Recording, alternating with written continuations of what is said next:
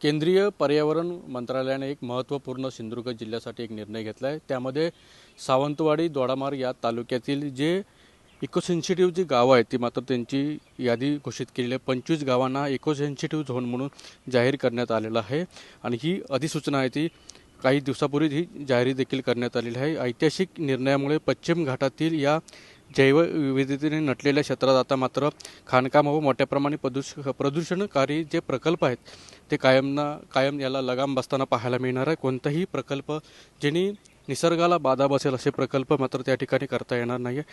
मोठ्या प्रमाणावरती जे उद्योग आहेत मात्र ते जे पर्यावरणपूरक आहेत ते मात्र इथे उभारता येणाऱ्यावर मात्र कोणत्याही वन्यजीव प्राण्यांना धोका निर्माण होईल अशा प्रकारचे जे प्रकल्प असतील किंवा निसर्गाला हानी होणारे असे प्रकल्प असते त्या मात्र प्रकल्पांना आता मात्र लगाम बसताना पाहायला मिळणार। त्यामुळे बघावं लागणार येत्या काळामध्ये केंद्रीय पर्यावरण मंत्र्याने जारी केलेली ही अधिसूचना कितपत तिथले स्थानिक नागरिक असतील किंवा तिथले भूमाफी असे किती प्रमाणात राखतात हे देखील पाहावं लागणार आहे।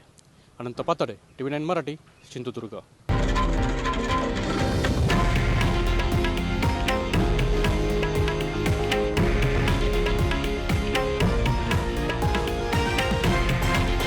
हे आहे देशातील नंबर 1 न्यूज नेटवर्क आणि आपण पाहत आहात TV9 मराठी, एकमेव।